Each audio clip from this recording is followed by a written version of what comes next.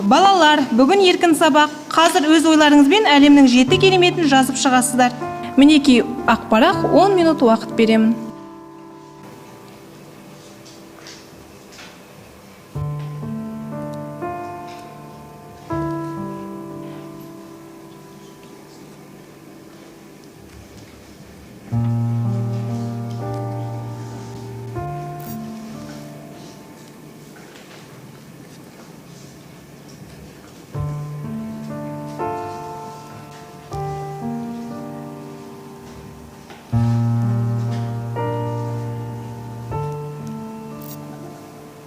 Айжан, саған не болды? Тізімді толтыра алмадың ба?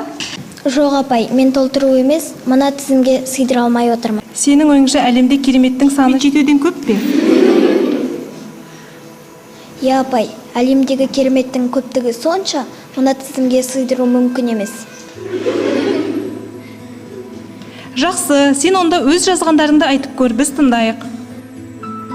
Әлемдегі ең бірінші керемет ол көру. Мен күн сайын анамды, әкемді, мына әлемді көріп оянамын. Сондықтан Мысыр пирамидалар менің көруімсіз ешқыны болмас еді. Ендіше көру ең бірінші керемет деп ойлаймын. Ал екінші керемет есту. Мен сіздің әрбір тәліміңізді естіп отырамын. Сол арқылы болашақ өміріме сабақ алудамын. Мен сізді жақсы көремін. Себебі сіздің теңдессіз ақыл кеңестеріңізді естимін. Сізге көп рахмет. Менің ойымша үшінші керемет ол түйсіну. Егер түйсіну болмаса, біз ғажайыптарды көре ести тұра бағасына жете алмас едік. Төртінші дәмін көру. Ас адамның арқауы. Біз жақсы көретін тамақтардың дәмін сезінген кезде өзімізді бақытты сезінеміз.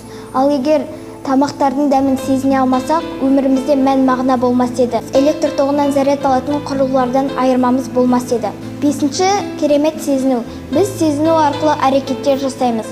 Жақсылықтың маңызын сезінеміз, жамандықтың кесірін сезінеміз. Сезіне білу теңдессіз нығмет. Алтыншы керемет күлу. Адамдардың басқа жаратылыстарда айрықша ететін сезімдердің бірі күлу.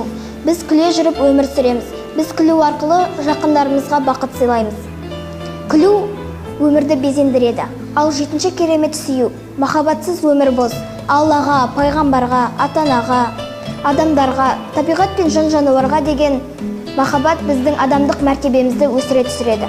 Махаббат барлығын жеңіп шығады. Сүю ең үлкен мотивация.